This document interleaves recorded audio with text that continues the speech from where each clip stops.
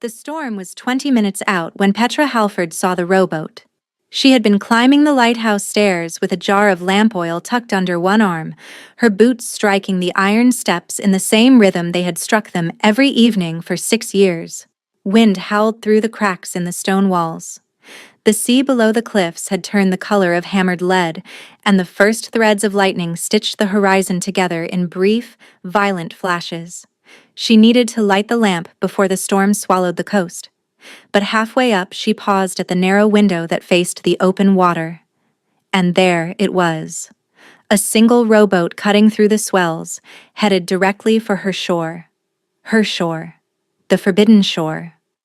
The stretch of jagged coastline that the Alpha King himself had sealed off by royal decree 4 years ago, after the territory wars had ended and the northern cliffs had been declared too dangerous for settlement. Every wolf in the kingdom knew the law. No one came here. No one was supposed to come here. Except someone was. Petra pressed her forehead against the cold glass and squinted through the spray. One figure. Broad-shouldered, pulling the oars with the kind of steady, deliberate power that suggested he was not struggling against the current so much as refusing to acknowledge it existed. No escort vessel, no flag, no lantern on the bow. Just a man, rowing alone into a storm, toward a shore where he had no business being. She should have ignored it. She should have climbed the rest of the stairs, lit the lamp, and let the sea sort out whatever fool had decided to challenge a gale in a wooden boat. That was what the decree was for. That was what 6 years of isolation had taught her. Other people's choices were not her responsibility. But her hands were already setting down the oil jar. Her feet were already carrying her back down the stairs. She told herself it was practical. If he capsized near the rocks, the wreckage would block the tide channel she used to haul in driftwood. That was all. The wind hit her like a wall when she shouldered open the lighthouse door. Salt spray stung her cheeks and plastered loose strands of tawny gold hair against her face, the rest of it still caught in the thick braid that hung over one shoulder. She pulled her oilskin coat tighter and made her way down the cliff path, her boots finding the familiar grooves in the stone by memory alone. By the time she reached the narrow strip of black sand at the base of the cliffs, the rowboat was close enough for her to see him clearly. He was tall. That was the first thing. Even seated and bent forward with each stroke of the oars, the breadth of him was unmistakable. Wide shoulders, corded forearms exposed where his sleeves had been pushed back, hands that wrapped around the oar handles like they had been built for exactly this kind of work. His hair was coal black, long enough to reach his shoulders, pulled back and tied at the nape of his neck, though the wind had torn several strands loose across his face. His jaw was set. His eyes were fixed on the shore, on her. Something shifted in Petra's chest. Not alarm, not quite recognition. Something deeper. Something that hummed beneath her ribs like a low note struck on a bell she hadn't known was there. She pressed her palm flat against her sternum and frowned. The boat scraped against the sand. He shipped the oars and climbed out in one fluid motion, hauling the bow up the beach with a single pull before the tide could drag it back. Then he straightened, and for the first time, she saw his eyes. Deep amber. The color of firelight trapped in glass. The humming in her chest intensified. "You're trespassing," Petra said. Her voice came out steadier than she felt, which was something. "This shore is sealed by royal decree. Turn around." He studied her for a long moment. Rain was beginning to fall. Fat, cold drops that struck the sand like small detonations. His gaze moved from her face to the lighthouse perched on the cliff above them, then back. Something flickered behind those amber eyes. Not surprise. Something quieter. "I know what the decree says." His voice was low, rough at the edges like stone worn smooth by water but not quite finished. "I wrote it." The words landed like a physical weight. Petra stared at him. The wind screamed between the cliffs. Lightning split the sky behind him, and in the brief white flash she saw what she had missed before. The sigil embossed into the leather of his belt. A wolf and a crown, intertwined. the mark of the Alpha King of the Western Reach, Idris Lockmore, the king who had sealed her coast, the king who had, with a single decree, turned her home into a place the rest of the world was forbidden to touch. And he was standing on her beach, in a storm, alone. She took a step back.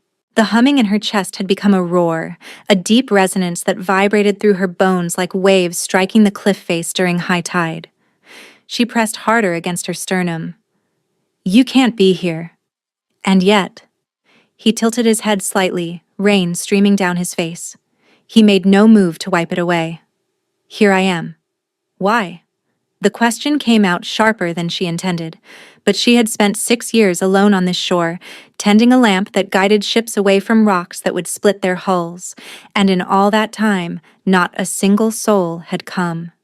Not a supply boat, not a messenger, not even a curious fisherman willing to risk the fine. She had chosen this isolation, had fought for it, had begged the previous keeper to let her take his place when his lungs gave out. But she had not chosen to be forgotten. And now the man responsible for sealing her away was standing in front of her, looking at her like she was the answer to a question he had been carrying for a very long time. The lamp, he said. You need to light it before the storm hits. She blinked. I know that. I've been lighting it every night for 6 years. Then we should go up. He glanced at the sky. You can decide what to do with me after. Every instinct told her to refuse, to send him back to his boat and his kingdom and his decrees that had drawn a line around her life without ever asking whether she wanted one. But the storm was close now. She could taste the ozone on the back of her tongue, and the lamp needed lighting, and she was not the kind of woman who let pride drown a man on her own shore. Follow me, she said, and stay out of my way. She turned and climbed the path without looking back to see if he followed. She didn't need to. She could feel him behind her, a warmth at her back that had nothing to do with body heat, a presence that resonated in her chest like the deep toll of a harbor bell. Her wolf stirred beneath her skin for the first time in years, not in warning, in recognition. No. She shoved the sensation down so hard it made her dizzy. She was not doing this. Not with him. Not with anyone. And certainly not with a king who had signed his name to the document that had made her invisible. The lighthouse was warm inside. The iron stove she kept burning year-round pushing heat into the circular stone walls. Petra took the stairs 2 at a time, snatched the oil jar from where she had left it on the landing, and continued up to the lamp room without pausing. Behind her she heard his footsteps, measured, unhurried, like he had all the time in the world. It made her want to climb faster. The lamp room sat at the top of the tower, encased in glass panels that gave a full view of the sea in every direction.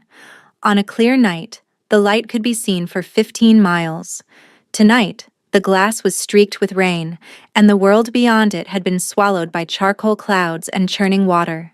Petra filled the reservoir, trimmed the wick with the small knife she kept in her coat pocket, and struck the flint. The flame caught on the first try. It always did. She had gotten very good at this, and the massive lens began to rotate, throwing a beam of warm gold light out into the storm.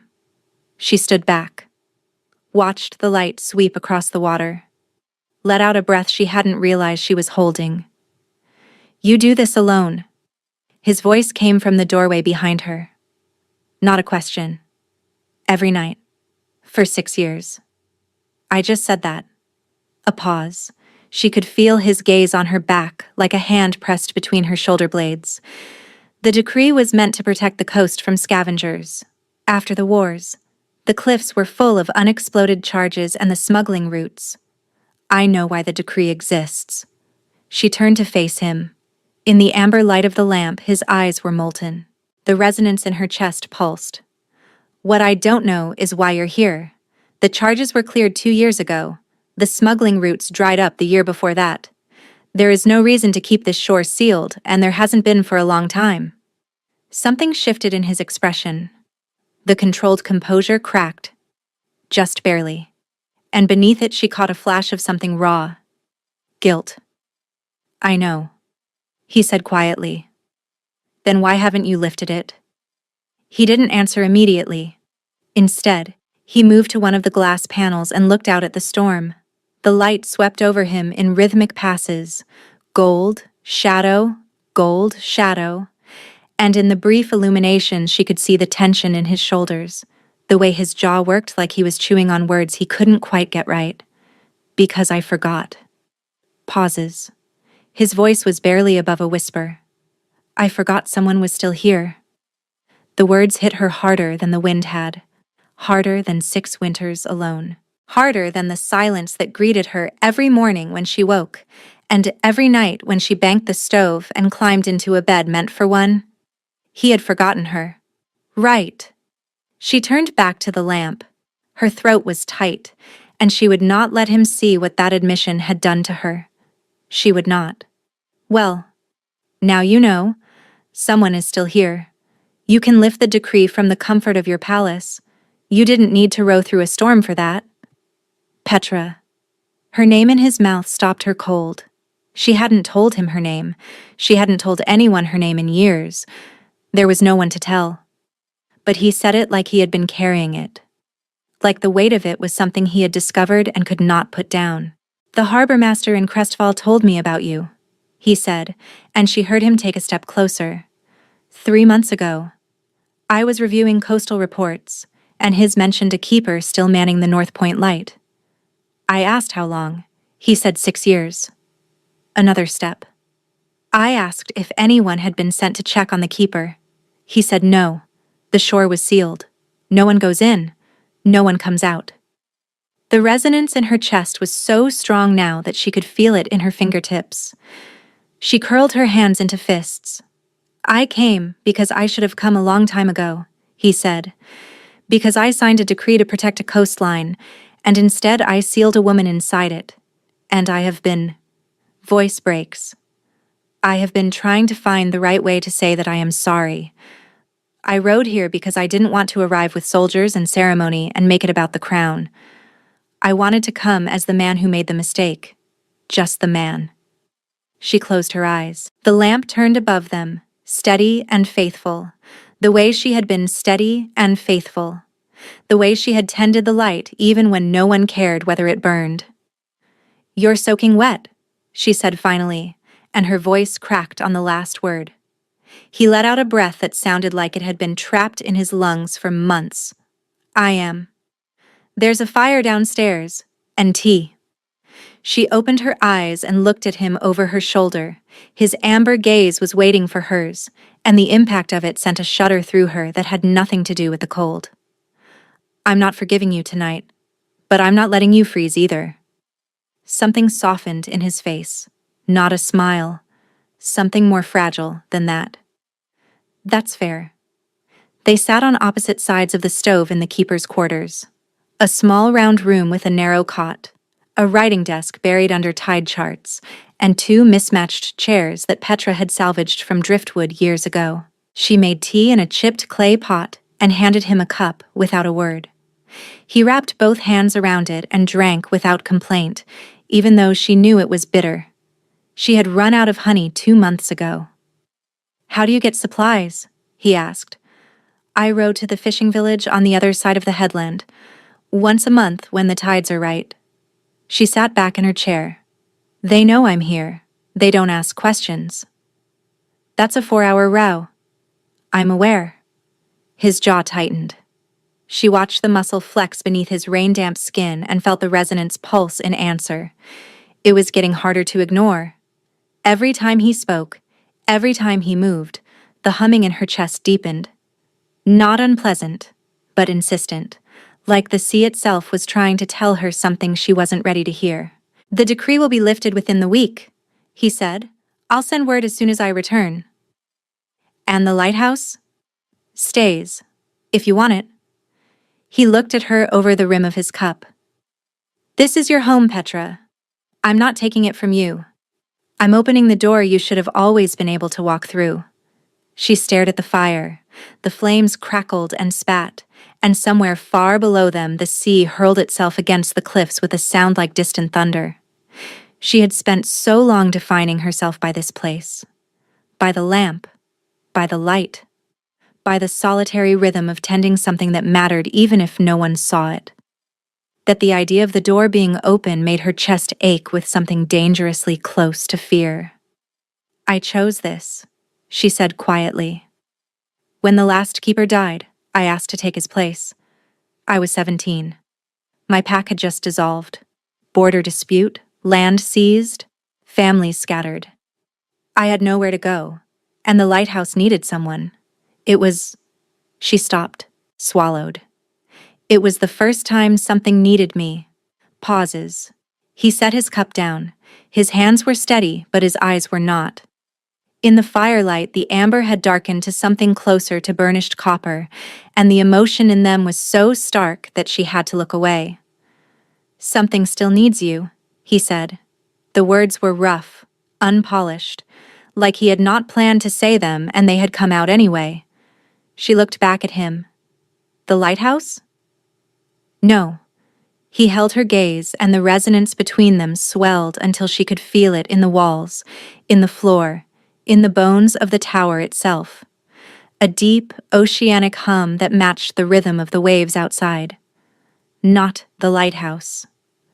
The storm raged for 3 hours. They talked through most of it. Not about the decree, not about the bond she could feel tightening between them with every passing minute, but about smaller things. He told her about the reconstruction efforts in the Eastern Territories, about the councils that ran too long and the advisors who confused caution with cowardice. How he had rebuilt the southern bridge with his own hands alongside the workers because the foreman had said it couldn't be done before winter, and Idris had taken that personally. She told him about the whale pod that passed through every autumn, how she would climb to the top of the lamp room and watch them breach in the silver morning light, their massive bodies arcing through the air with a grace that made her chest ache. About the tide pools at the base of the south cliff that were full of creatures so strange they looked like they belonged to another world. Sea stars the color of burnt orange, anemones that closed like fists when you touched them. Tiny, translucent crabs that scattered like living glass across the rocks. "I've cataloged them," she said, and immediately wished she hadn't. It sounded foolish. A woman alone on a rock, making notes about tide pool creatures that no one would ever read. But he leaned forward. "You have records?" She gestured vaguely toward the desk buried under its tide charts. "Somewhere in that pile, 6 years of coastal observations. Water temperatures, migration patterns, erosion rates." "I didn't—" She shrugged, heat creeping up her neck. There was nothing else to do at night. "Petra." The way he said her name made her look up. His expression was intent, serious in a way that had nothing to do with politics. "The Royal Maritime Council has been trying to map the northern coastal ecosystem for 2 years. They have 12 scholars and a fleet of survey vessels, and they have produced nothing close to what you're describing." She blinked. "I just wrote down what I saw. For 6 years, consistently, from a fixed observation point that no one else has access to." He shook his head slowly. "You didn't just keep a light burning. You built an archive." Something warm and unfamiliar bloomed in her chest, not the resonance. Something older, more human. The feeling of being seen. Not the lighthouse keeper. Not the woman behind the lamp. Her. She cleared her throat and changed the subject to the gull that had taken up residence on her windowsill and screamed at her every morning until she fed it. He laughed when she described the escalating war between them, how she had tried blocking the sill with driftwood, and the gull had simply knocked it off and screamed louder. The sound of his laughter, low and warm and startled like he hadn't expected it, made the resonance in her chest hum so intensely that she pressed both hands flat against her knees to steady herself. He noticed. Of course he noticed. "You feel it," he said. She didn't pretend to misunderstand. "Yes." "How long?" "Since you stepped off the boat." She met his eyes. "You?" "Since Crestfall." He leaned forward, elbows on his knees, and the firelight caught the sharp planes of his face. When the harbor master said your name, something... He pressed his fist against his chest, right over his heart. Here, like a wave hitting rock. I thought I was losing my mind. Resonance. That was the word her old pack elders had used for it. The rarest form of the bond. Not a pull, not a thread, not a warmth. A frequency. Two wolves whose very natures vibrated at the same pitch, so that when one spoke, the other felt it in their bones. It couldn't be manufactured, it couldn't be faked, and it couldn't be ignored, no matter how many miles of sealed coastline you put between them. I'm not leaving the lighthouse, Petra said. The words came out fierce, almost defiant, because the thing she feared most right now was not the bond. It was the possibility that the bond would ask her to become someone she wasn't. I'm not trading this for a palace. I'm not becoming a queen who sits in a throne room and forgets what salt air smells like. This is my home. This light is my purpose. I won't. Petra. He said her name the way the sea said the shore's name, constant, returning, inevitable. I rode here alone because I wanted you to know that I am willing to come to you, not the other way around. She stared at him. I have a kingdom full of people who want things from me, he said, and his voice had dropped to something barely above a whisper. Alliances, decisions, appearances. I have spent 5 years giving pieces of myself to every corner of the Western Reach, and not once. He stopped. His throat worked. Not once has anyone looked at me the way you did on that beach, like I was just a man. Like that was enough. The fire popped. Rain hammered the windows, and Petra felt something inside her shift. Not break, not shatter, but loosen. Like a rope that had been pulled taut for 6 years, finally easing just enough for her to breathe. It's not enough, she whispered. You forgot about me. I know. He didn't flinch, didn't look away. And I will spend however long it takes proving that I will never forget again, if you'll let me. She didn't answer, not with words. She stood, crossed the small distance between them, and sat in the chair beside his, not touching, but close enough that the resonance between them became a single unbroken note, deep and steady and sure, like the lighthouse beam turning above them in its endless, faithful arc. They sat like that for a long time, shoulder to shoulder, watching the fire, letting the storm do its work outside while something quieter and more powerful built between them inside. It was almost dawn when the rain finally stopped. Petra climbed the stairs to check the lamp. Habit, muscle memory, the thing her body did without being told. He followed her, and this time she didn't mind the sound of his footsteps behind her.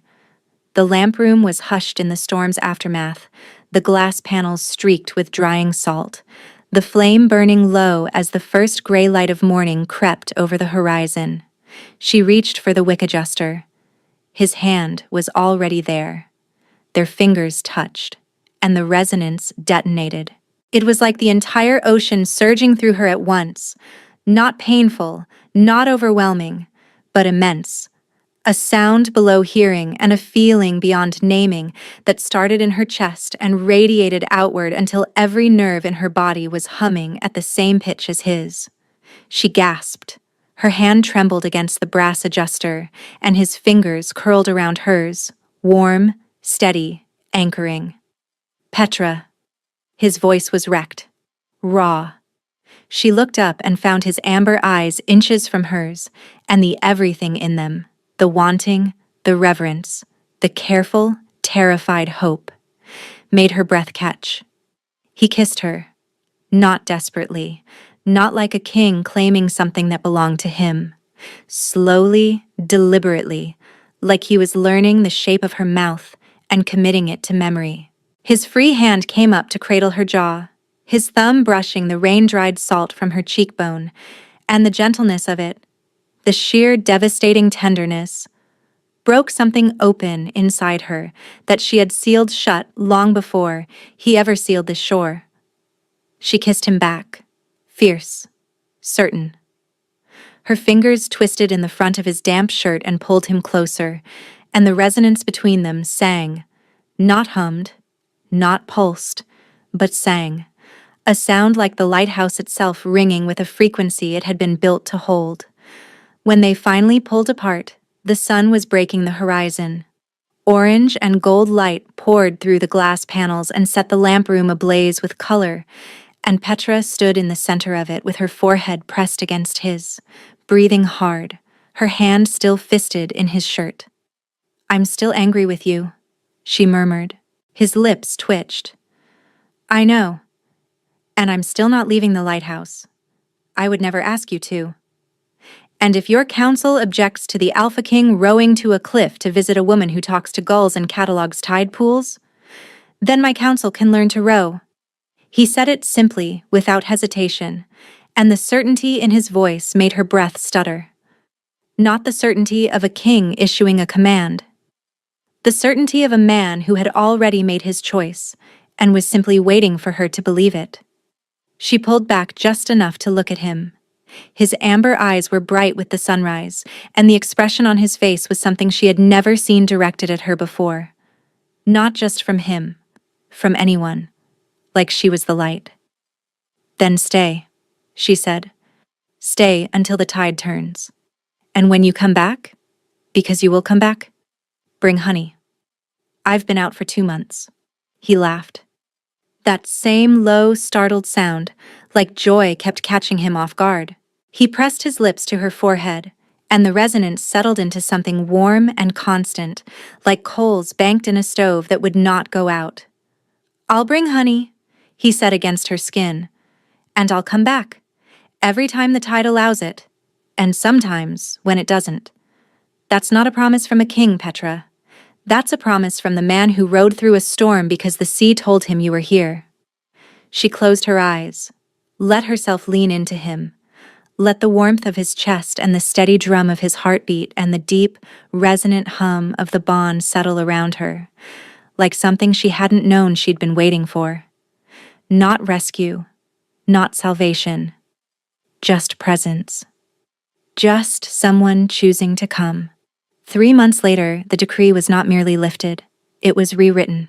The North Point shore was declared a protected territory under the direct stewardship of its keeper, with full supply lines restored, a harbor channel cleared for safe approach, and a small stone cottage built into the cliff base beside the lighthouse. 2 rooms instead of 1, a proper kitchen with copper pots that gleamed in the morning light, a hearth wide enough to warm the whole space, and a window that faced the sea.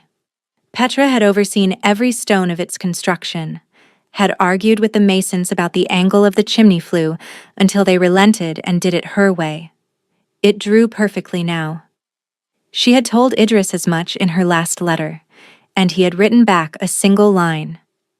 "I would expect nothing less from the woman who won a war against a seagull."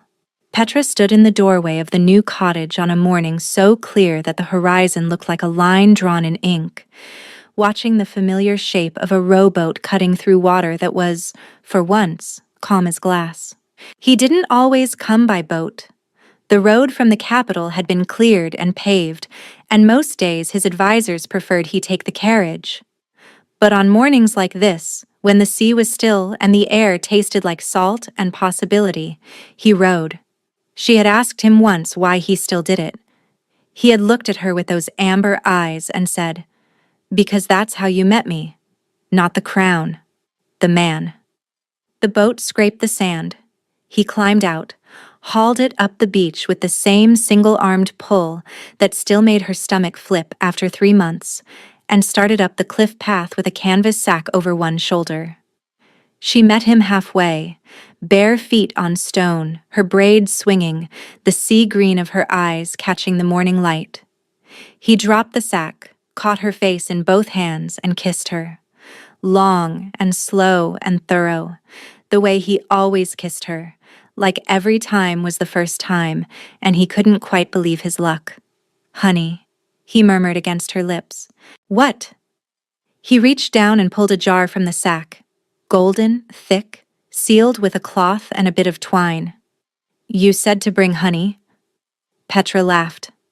The sound carried across the water and bounced off the cliffs and scattered a flock of gulls from the lighthouse railing, and Idris watched her with an expression that was no longer startled by joy, but had learned to expect it. Come inside, she said, taking the jar and his hand in the same motion. The kettle's on.